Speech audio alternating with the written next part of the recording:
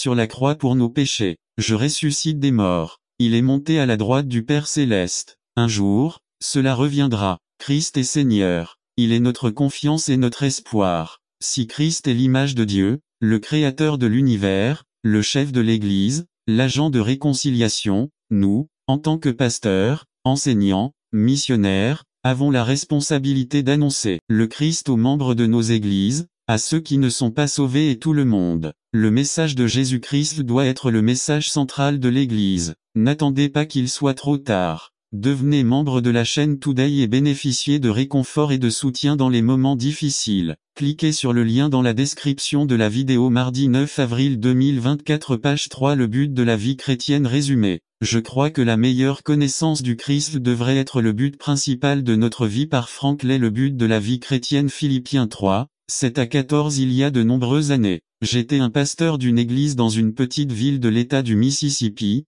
son nom est Ingomar. Il y avait une petite école qui avait une excellente équipe de basketball. Il n'y avait que 10 joueurs dans l'équipe. Lors des derniers matchs de l'année, ils étaient comme David contre Goliath. Même s'il s'agissait d'une petite équipe, ils ont remporté le championnat de l'État du Mississippi parce qu'ils avaient pour objectif de gagner. Il est très important que nous ayons des objectifs dans notre vie. Une équipe a besoin d'un but si elle veut gagner dans son propre sport. Les étudiants ont également besoin d'objectifs s'ils veulent réussir leurs études. Ils ont besoin d'objectifs non seulement pour terminer leurs études, mais aussi pour apprendre. De plus, l'Église a besoin d'objectifs. L'Église a besoin de 3 objectifs principaux. Le premier est le but d'exalter le Seigneur. Le second est l'objectif d'évangéliser les perdus. Et le troisième est l'objectif d'édifier les croyants dans la foi. Chaque église a besoin de ces objectifs si elle veut croître spirituellement et si elle veut gagner des âmes pour le Seigneur. Il est également de la plus haute importance que chaque croyant ait des objectifs dans sa propre vie spirituelle.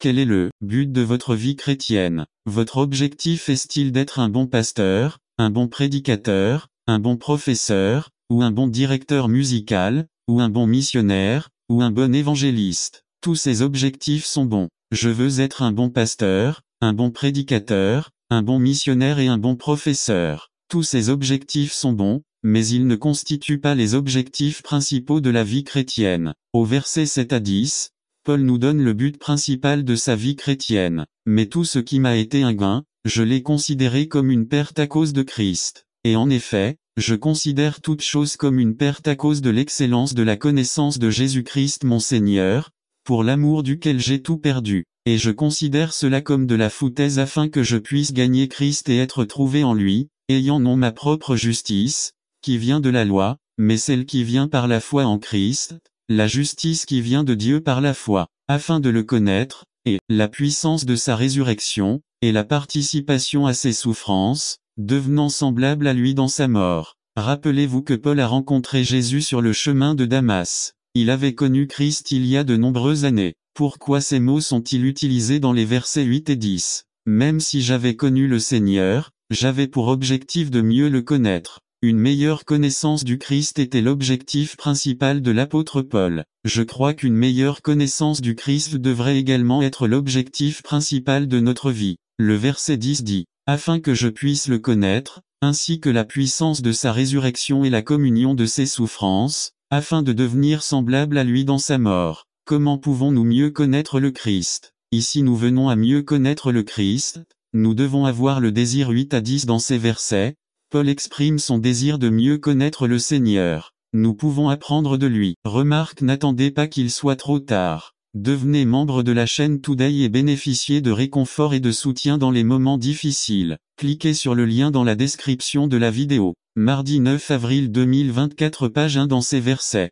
Paul avait le désir de mieux connaître la personne de Jésus-Christ. Afin de le connaître, il désirait non seulement connaître les choses ou les faits concernant Christ, mais aussi Christ lui-même. Nous pouvons connaître les histoires du Christ sans le connaître personnellement. Je sais que Monsieur Fox est le président du Mexique, je l'ai vu plusieurs fois à la télévision. Une fois j'ai pris une photo du président du Costa Rica. J'étais à nouveau dans le même avion avec lui, mais je ne le connais pas personnellement. Aussi, il ne suffit pas de connaître les histoires de Jésus-Christ, ni ses enseignements, ni ses doctrines. Le salut vient quand on apprend à connaître Christ personnellement. Paul connaissait Christ depuis de nombreuses années, mais il avait le désir de grandir dans la connaissance du Christ. Cela devrait également être notre souhait.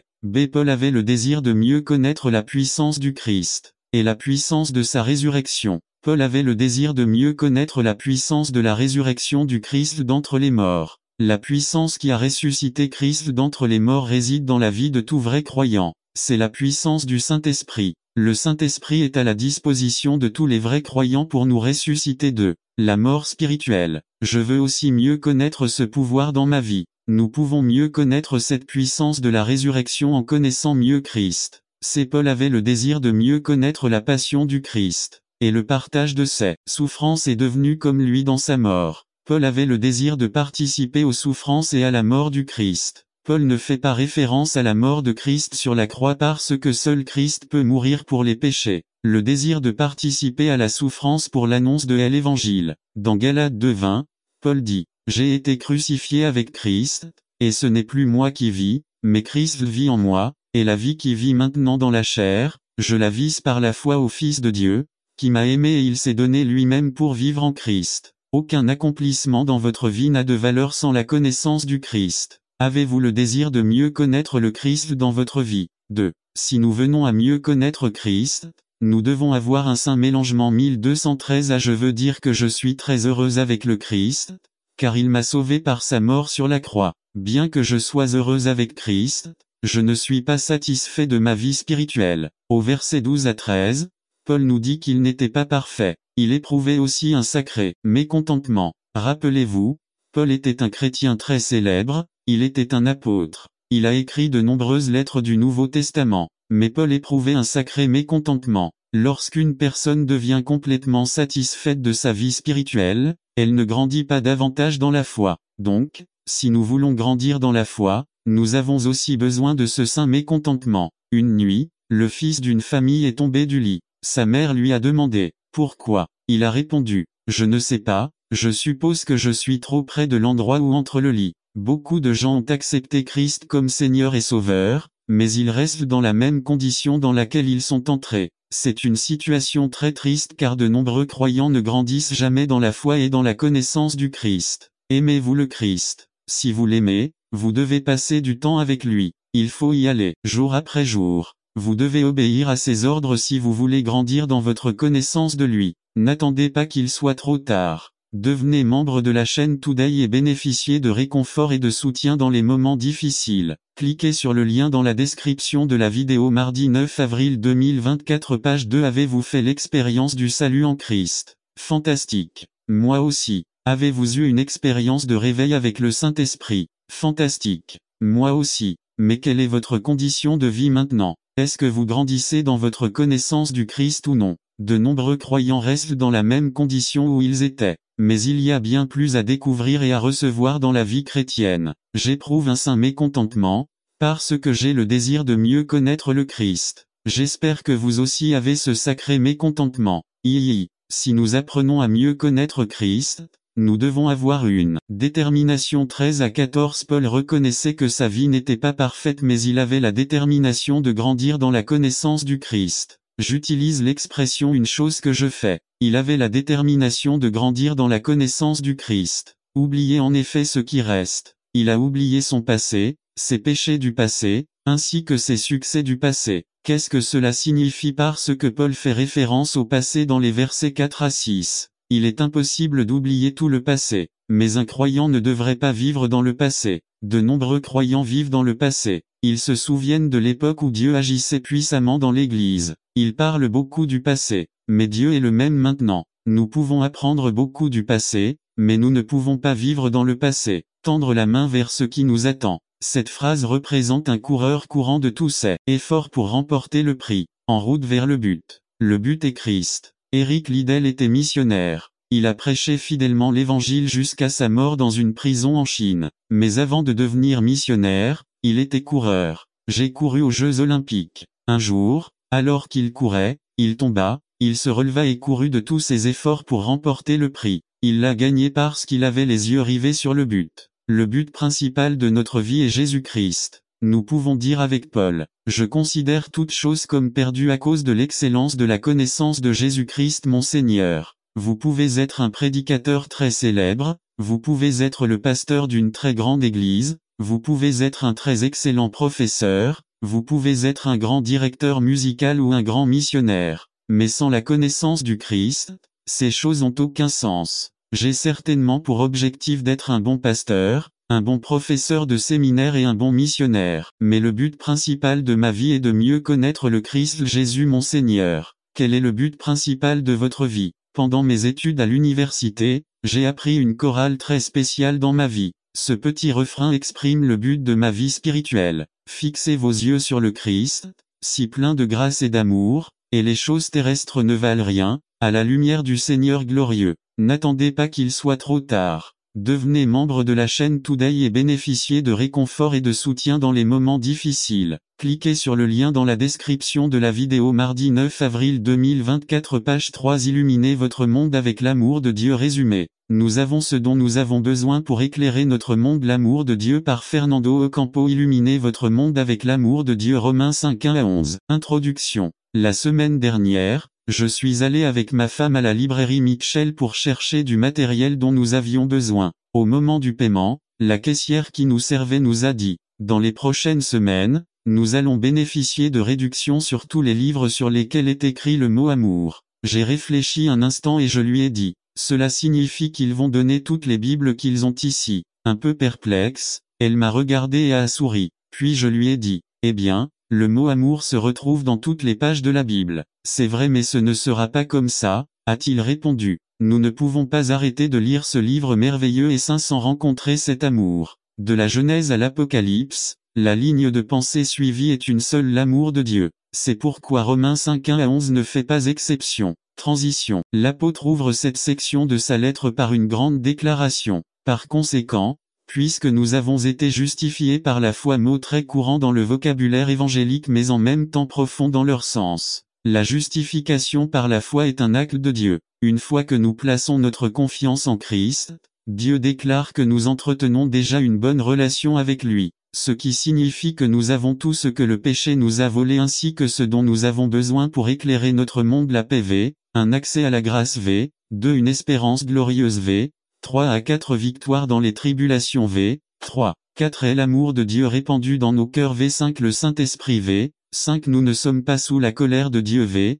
9 à 10 il y a une joie éternelle et indescriptible dans notre vie V, 11. Nous avons reçu la réconciliation V11 et nous avons la vie éternelle V17 à 21. Le point de connexion dans tout cela se trouve dans la déclaration profonde faite au V5. Dieu a répandu sur nous son amour cœur par le Saint-Esprit qui nous a donné le premier fruit qui témoigne de la présence de l'Esprit de Dieu chez un croyant et l'amour. Nous pourrions dire que Romains 5 1 à 5 est une version étendue de Galates 5 22. Seul l'amour de Dieu transforme tout. Lorsque nous avons connu le Christ à travers une expérience personnelle et vraie, elle est personnelle car personne ne peut rien expérimenter pour un autre et vrai car elle se situe dans le temps et l'espace de notre vie. Ne soyez jamais les mêmes personnes. Éclairer votre monde avec l'amour de Dieu implique qu'un changement doit avoir lieu, une transformation doit avoir lieu. N'attendez pas qu'il soit trop tard. Devenez membre de la chaîne aujourd'hui et obtenez du réconfort et du soutien dans des moments difficiles. Cliquez sur le lien dans la description de la vidéo mardi 9 avril 2024 page 1. Ce qui éclairera et transformera la société et le monde,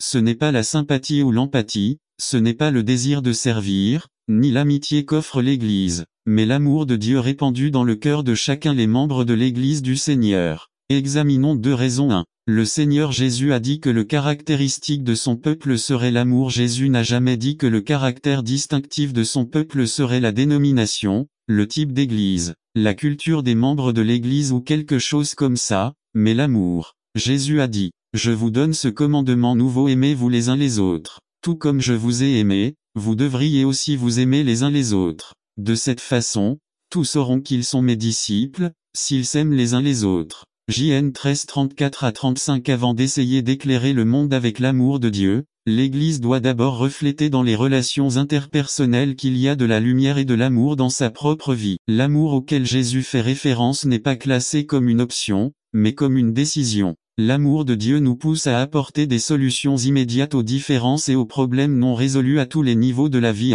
Au niveau familial, la Bible dit, « Croyez au Seigneur Jésus ainsi toi et ta famille serez sauvés. » Actes 16h31. Cela ne veut pas dire que le salut est héréditaire ou transférable. Cela signifie que notre priorité est d'éclairer notre famille. La première chose est de restaurer les relations brisées en pardonnant et en demandant pardon. Comme fruit de ce que nous avons vécu et transformé par l'amour de Dieu, qui a été déversé dans nos cœurs au niveau de l'Église. La Bible dit, « Celui qui prétend être dans la lumière, mais qui est son frère, est encore dans les ténèbres. Celui qui aime son frère reste dans la lumière et il n'y a rien dans sa vie qui puisse le faire. » Trébucher 1 JN 2, 9 à 11. L'indifférence et le manque de pardon sont la pierre d'achoppement qui empêche l'amour de Dieu de couler à travers son peuple. En conséquence, le ressentiment et l'amertume deviennent une maladie chronique difficile à guérir, qui stagne notre croissance spirituelle et l'extension du royaume de Dieu. Dans notre humanité et par nos propres moyens, cela est impossible,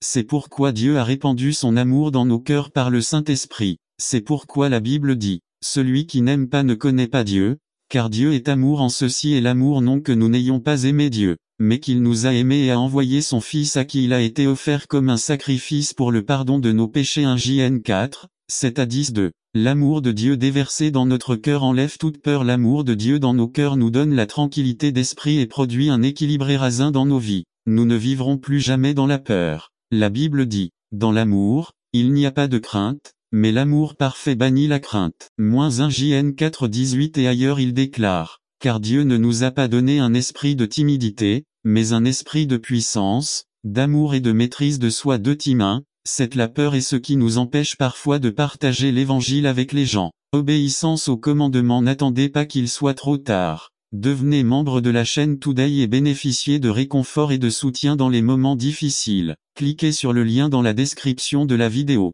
Mardi 9 avril 2024. Page 2. D'atteindre et de discipliner le monde, est stimulé par l'amour. La peur nous prive souvent de la paix et de la joie que Dieu a mise dans nos vies. La peur nous trahit, nous décourage, nous lie à notre passé et nous empêche d'avancer vers l'avenir. Nous avons été justifiés et réconciliés parce que Dieu nous aime. Dans la justification et la réconciliation, il n'y a pas de place pour la peur et l'esclavage, mais pour l'amour et la liberté. Parce que Dieu m'aime et a déversé son amour dans mon cœur, je n'ai pas peur de dire au monde qui est le Christ et ce qu'il a fait pour moi. Parce que je comprends que, comme moi, sont incapables de nous sauver à moins que Dieu n'intervienne dans nos vies. Je n'ai pas peur de séparer ma dîme et de faire confiance à la promesse de Dieu qui dit, « J'ouvrirai les écluses du ciel et je répandrai sur vous une bénédiction jusqu'à ce qu'elle déborde. » Mal 15h10. Je n'ai pas peur de donner aux missions avec le désir ardent de voir nos missionnaires accomplir la tâche du ministère afin que le royaume atteigne le cœur de ceux qui traversent cette vie sans Christ et sans Dieu. Conclusion. Seul l'amour de Dieu peut transformer nos vies et le monde dans lequel nous vivons. La justification par la foi et l'amour infini de Dieu nous ont rendu ce que le péché nous avait enlevé, paix avec Dieu. Nous ne sommes plus en inimitié avec lui, réconciliation avec Dieu, nous avons désormais accès à la grâce et attendons une espérance glorieuse. Au milieu des afflictions et des difficultés, nous préservons la joie du Seigneur. Tout persiste grâce à la puissance de l'amour divin déversé dans nos cœurs. Le même amour que nous a donné le Fils de Dieu, même lorsque nous étions ses ennemis et l'objet de sa colère, une fois que l'homme comprend et reçoit la grâce, est versé dans son cœur. L'abondance de cet amour dans le cœur de celui qui a été justifié et son étendue sont les caractéristiques du chrétien. C'est pourquoi nous sommes appelés à illuminer notre monde avec cet amour parce que Dieu a répandu son amour dans nos cœurs par le Saint-Esprit qu'il nous a donné. Église Baptiste Emmanuel Toronto, Canada 8 février 2004. N'attendez pas qu'il soit trop tard.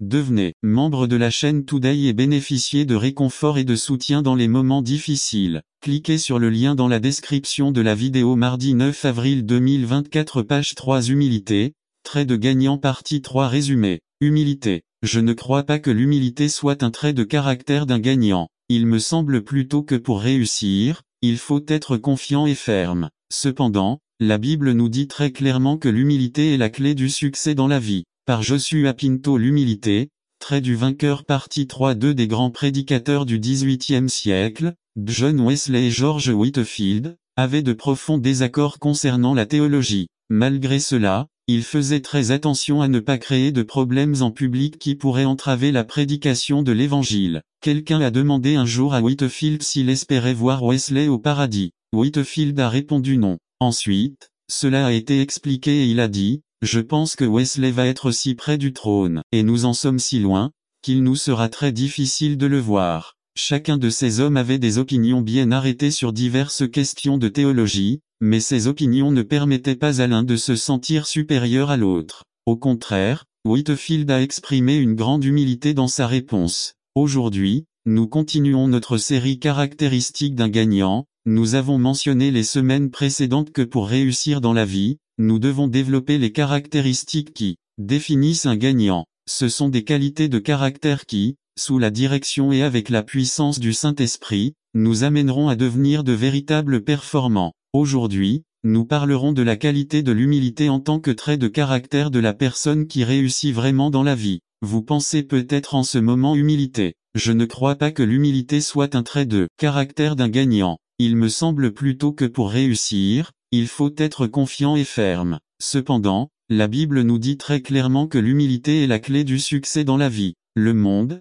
de son côté, nous donne un autre message. Cela nous apprend à avoir une haute estime de soi et nous apprend à revendiquer nos droits. Regardons ce que dit la Bible concernant l'humilité. Psaume 25:9 Conduisez les humbles dans la justice, et enseignez aux humbles sa voie. NASB Ésaïe 66:2b Mais c'est à celui-là que je tournerai mes regards, à celui qui est humble et contrit d'esprit, et qui tremble à ma parole. NASB De toute évidence, Dieu recherche les humbles pour les bénir. Il désire trouver des personnes qui font preuve d'humilité pour leur faire connaître ses voies et pour œuvrer en faveur de la justice dans leur vie. Cependant, il semblerait que les humbles ne réussissent pas dans le monde d'aujourd'hui. Mais ce n'est pas le cas, et une partie de la confusion vient peut-être du fait que beaucoup d'entre nous ont une conception erronée ou incomplète de ce que signifie l'humilité. Nous croyons que l'humilité consiste à avoir une mauvaise opinion de nous-mêmes. N'attendez pas qu'il soit trop tard. Devenez membre de la chaîne Today et bénéficiez de réconfort et de soutien dans les moments difficiles. Cliquez sur le lien dans la description de la vidéo. Mardi 9 avril 2024 Page 1 Aujourd'hui, je veux examiner ce qu'est l'humilité et comment nous pouvons l'apprendre. Commençons donc par définir le terme.